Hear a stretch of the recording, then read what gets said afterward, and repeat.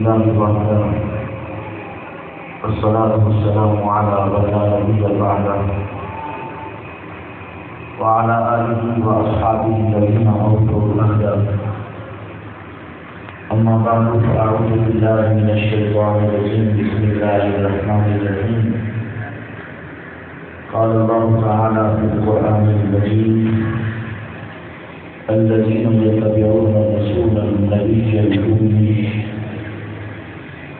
الذي يجدونه مكتوبا عندهم في التوراة والإنجيل يأمرهم بالمعروف وينهاهم عن المنكر ويحل لهم الطيبات ويحرم عليهم الخبائث ويضع عنهم إصرهم والأغلال التي كانت عليهم. صدق الله العظيم. وبلغنا رسوله النبي الكريم الأمين ونحن على ذلك من الشاهدين والشاكرين والحمد لله رب العالمين. وقال الله تعالى في مقام آخر في شأن حبيبه مخبرا وآخرا: إن الله وملائكته يصلون على النبي يا أيها الذين آمنوا صلوا عليه وسلموا تسليما. الصلاة والسلام عليك يا سيدي يا رسول الله وعلى آلك وأصحابك يا سيدي يا حبيب الله. الصلاة والسلام عليك يا سيدي يا نور الأفئدة والعيون وعلى آلك وأصحابك يا عالم ما كان وما يكون. مولاي صل وسلم دائما أبدا على حبيبك خير الخلق كلهم محمد ذكره طهر لأنفسنا محمد شكره فرض على الأمم. ربي صل وسلم دائما أبدا على حبيبك خير الخلق كلهم. حشر تک ڈالیں گے ہم پیدائش مولا کی خون، مثل فارس نجد کے قلعے گراتے جائیں گے. خاک ہو جائے عدو جل کر مگر ہم تو رضا. دم میں جب تک دم ہے ذکر ان کا سناتے جائیں گے. ناکامی موت بھی ہم سے چھڑا سکتی نہیں. قبر میں بھی مصطفیٰ کے گیت گاتے جائیں گے. خلد میں ہوگا ہمارا داخلہ اس شام سے یا رسول اللہ کے نعرے لگاتے جائیں گے. اللہ تبارک و تعالی جل جلالہ محمد والہ وأتم برهانه وعظم شانه وجل ذكره وعز اسمه ولا إله غيره به حمد وثناء. قائد المرسلين خاتم النبيين احمد مجتبی جناب محمد مصطفیٰ صلی اللہ علیہ وآلہ وآصحابہ وبارک وسلم کے دربار بہرباد میں عطیہ درود و سلام عرض کرنے کے بعد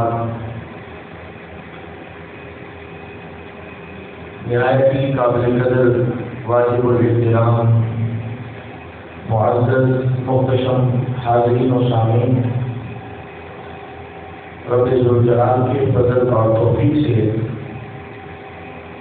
آج کی اس عظیم الشان محفل میلاد مصطفیٰ صلی اللہ علیہ وسلم میں ہم سب کو شرکت کی سعادت حاصل ہو رہی ہے. خطیب مسجد حاضرہ حضرت مولانا شاہ رضا اطاری صاحب، برادر عزیز محترم علی رضا اطاری صاحب، عظیم ثنا خان محترم میر منظور حسین شاہ صاحب، حضرت مولانا حافظ عبدالکریم صاحب، ترجمان سنت حضرت مولانا محمد صادق اطاری صاحب، بھائی محمد عرفان صاحب اور جملہ عاشقان رسول صلی اللہ علیہ وسلم، رب ذوالجلال نے آج کے اس پروگرام میں احکام حق اور ابطال باطل کا فریضہ بطریق احسن سر انجام دینے کی توفیق عطا فرمائے۔ وہ زبان بڑی خوش نصیب ہے جسے ذکر رسول میں بولنے کا شرف ملتا ہے، اور وہ کان بھی بڑا خوش نصیب ہے کہ جسے ذکر رسول صلی اللہ علیہ وسلم سننے کی سعادت ملتی ہے۔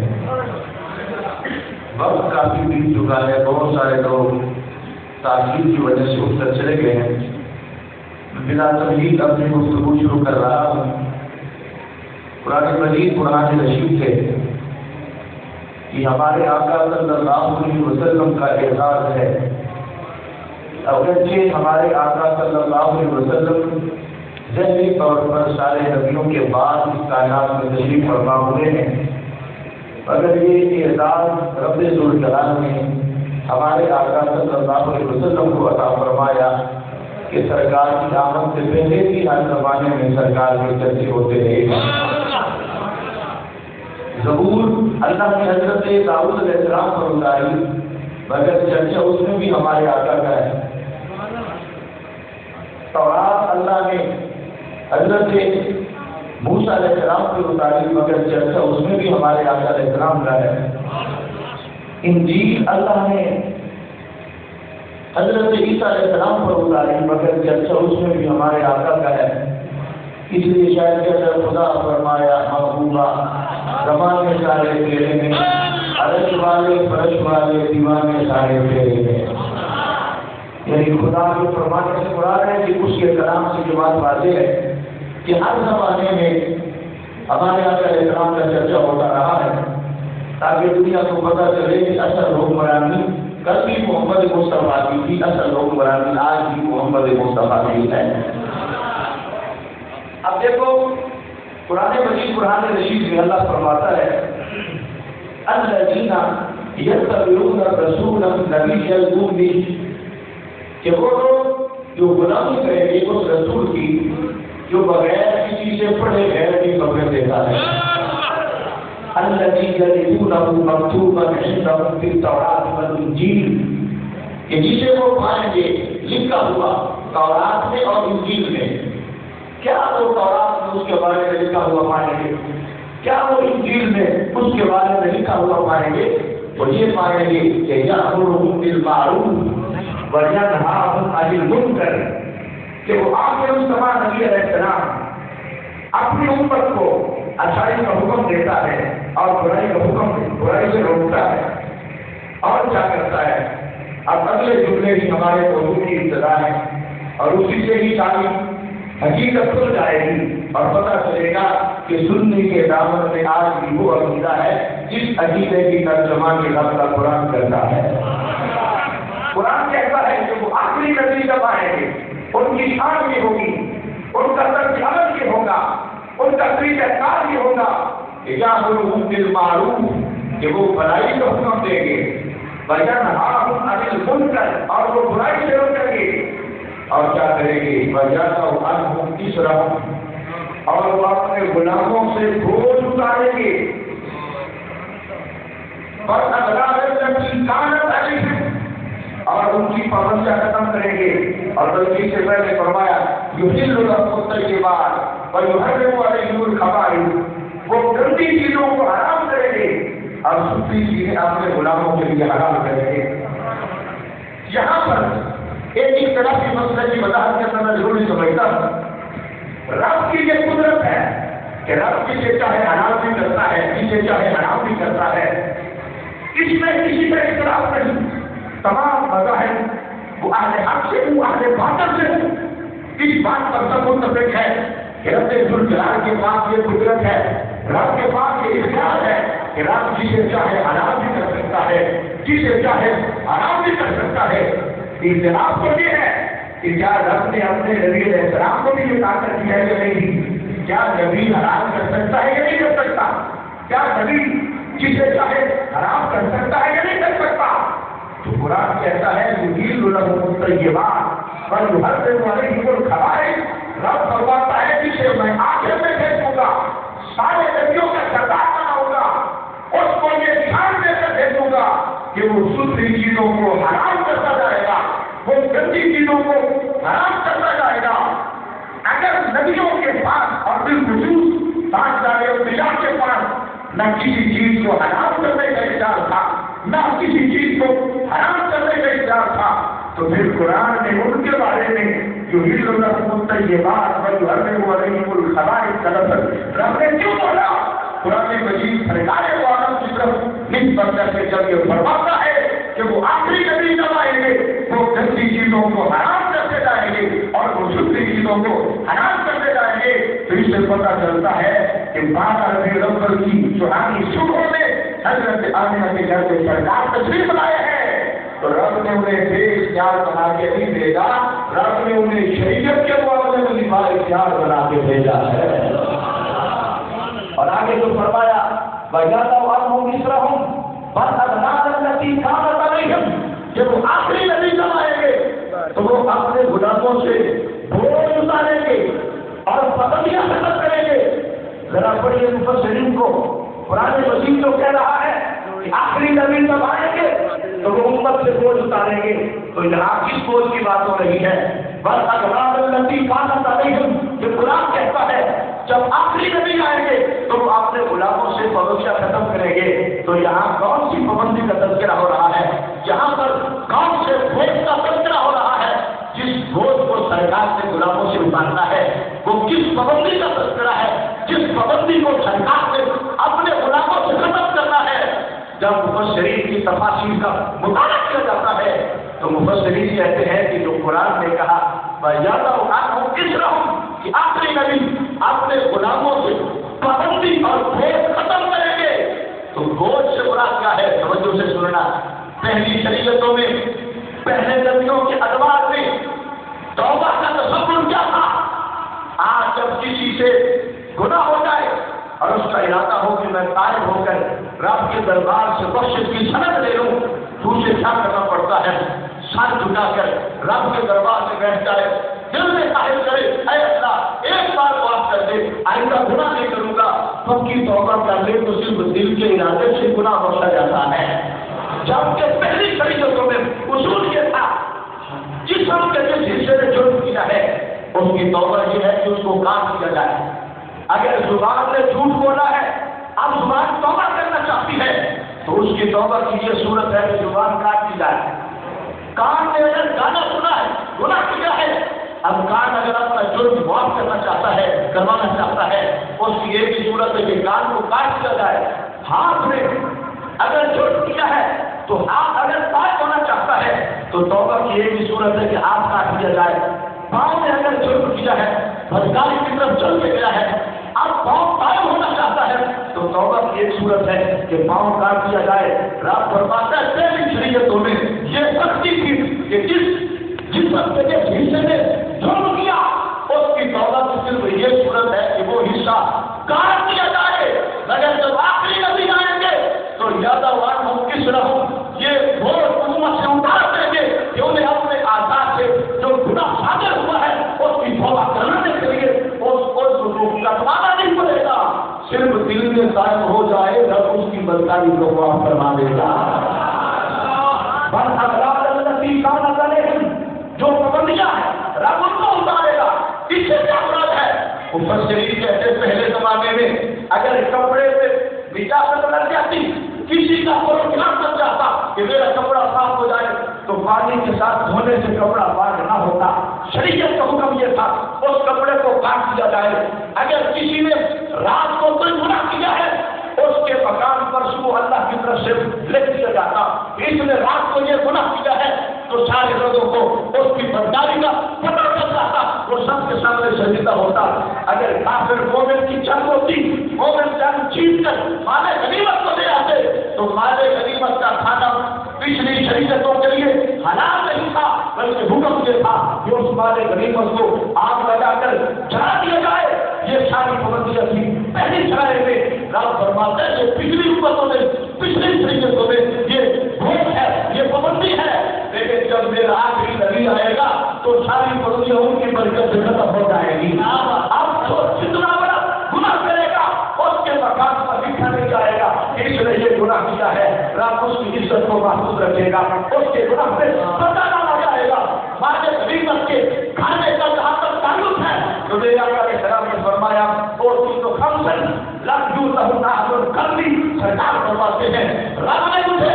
5 چیزیں ایسی عطا فرمائی ہے جو مجھ سے پہلے رب نے کسی نبی کو بھی نہیں عطا فرمائی اور 5 چیزوں میں سے ایک چیز میرے نبی نے یہ بیان کی ہے فرمایا پہلی شریعتوں میں مال غنیمت کا کھانا حلال نہیں تھا رب نے میرے قدموں کی برکت سے مال غنیمت کا کھانا بھی میری امت کے لیے حلال کر دیا ہے تو پہلی شریعتوں میں پانی کے ساتھ کپڑا دھونے سے کپڑا پاک نہیں ہوتا تھا اس کو کینڈی سے کاٹا جاتا تھا میرے سرکار فرماتے ہیں جب میں نے قدم لگایا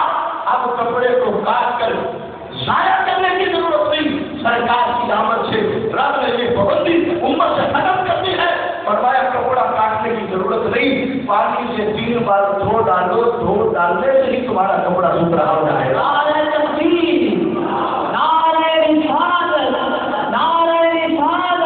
سرکار کی آمد سردار کی آمد لجپال کی آمد آمد مصطفیٰ حضرت دیکھیے آپ امت میں جو اختلاف ہے کہ تاجدار ختم نبوت حضرت محمد مصطفیٰ صلی اللہ علیہ وسلم کو رب نے مجھ سے پوچھا بنایا یا نہیں بنایا رب نے انہیں حاضر کرا بنایا یا نہیں بنایا میں نے کہا مجھے یہ بتاؤ ایک بندے کے جسم کے کسی حصے سے گناہ ہو جائے اس کو توبہ میں کو خود کاٹنا پڑے اور پھر یہ پابندی ختم کر کے اسے کہا جائے اس کو نہ کاٹو صرف دل میں توبہ کر لو تو بتاؤ جو اس کی مشکل حال ہوئی ہے یا نہیں ہوئی ایک بندے کا کپڑا گندا ہو جائے اور سچے پابندی ہو کہ دھونے سے پاک نہیں ہوگا اس کو کاٹو گے تو پاک ہوگا آپ اس کو یہ کنسیشن دے دیتا کہا جائے کاٹو نہیں اس کو دھو ڈالو تو پاک ہے تو کیا اس کی مشکل حال ہوئی ہے یا نہیں ہوئی ایک بندہ کوئی غلطی کرے صبح اس کے دروازے پر دیکھ لیا جائے اس نے یہ گناہ کیا ہے آپ اس کے گناہوں کا کسی کو نہ پتا چلے پردہ ڈالا جائے تو جس نبی کے آنے سے جو پردہ آیا ہے اس نے اس کی مشکل حل کی ہے یا نہیں کی اب کسی قوم کے لیے مال غنیمت کا کھانا حلال نہ ہو تو کسی کے آنے سے وہ مال غنیمت کا کھانا حلال ہو جائے تو اس کے آنے سے مشکل حل ہوئی ہے یا نہیں ہوئی اب ان پابندیوں کو ختم کرنے سے جو سرکار دوسرے حل کر رہے تھے اسے قرآن کہتا ہے پریشان نہیں ہونا یاد رہو انہم کس رہوں بل اغلال الذی کانت علیہم سورج چمکنے والا ہے آخری نبی تشریف لانے والے ہیں جب آخری نبی آئیں گے ساری پابندیاں بھی ختم ہو جائے گی سارے روز بھی اتر جائیں گے سبحان اللہ کیا بات بے شک محتشم سامنے اللہ یہ ہے کرم سرکار کا جس کی بنیاد پر آج بھی سنی کے دامن میں عقیدہ موجود ہے کہ اس کائنات میں جس کی چھوٹی مشکل بنی ہے تو کسی اور کی وجہ سے نہیں مصطفیٰ کے قدموں کی برکت سے چلی ہے اب اس تمہید کے بعد میں چند دلائل آپ کے سامنے رکھنا چاہتا ہوں کیونکہ چند دن قبل ایک جگہ پہ غلطی سے بغیر کتابوں پہ چلے گئے تو بڑا فتنہ بن گیا اس دن سے میں نے یہ عزم کیا کہ آج یہ غلطی ہو گئی آپ جہاں بھی جائیں گے حوالہ پہلے دکھائیں گے بعد میں کریں گے کیا بات سلامت نہیں اب دیکھو ہم پیشاب کرتے ہیں کسی کے پیشاب میں کوئی پرابلم ہے کسی کا بھی پیشاب کا ٹیسٹ کروا لو کسی کو کوئی مسئلہ ہوگا کسی کو کوئی مسئلہ ہوگا پیشاب ایک نجاست والی چیز ہے ایک گندی چیز ہے اس سے سر تھوڑا اس سے پھر محسوس ہوتی ہے تو میں سرکار کے بہت بڑے کی شان بتاتا ہوں یہاں بات ہے تو تم سمجھ جانا جس معلوم کا پیشاب اتنی شان والا ہے تو رسالت صاحب کی اتنی شان والا ہے نعرہ تکبیر ہاتھ اٹھا کے نعرہ تکبیر نعرہ رسالت نعرہ رسالت نعرہ تحقیق نعرہ حیدری عظمت شان مصطفیٰ اب کوئی کہتا ہے وہ مشکل حل کرتے ہیں یا نہیں کرتے ہم کسی کو نہ گولی مارنے آئے ہیں نہ گالی دینے آئے ہم دلیل کی زبان سے تمہارا قبلہ درست کرنے آئے ہیں امام جلال الدین سیوطی یہ محدث دوران بھی ہیں، یہ مورخ بھی ہیں. اب انہوں نے اس کتاب کی جلد نمبر 1 میں صفحہ نمبر 122 پر یہ روایت لکھی ہے. حضرت امام دارقطنی کے حوالے سے حضرت ام ایمن رضی اللہ تعالی عنہا جو سرکار کی شیعیاں ہیں یہ کہتی ہیں کان النبی صلی اللہ علیہ وسلم من اللیل، میرے آقا علیہ السلام رات کو اٹھے، ایک برتن میں غور فرمایا اور پھر اس کو جب غور فرمایا تو ایک ساری درختیاں توجہ کرنا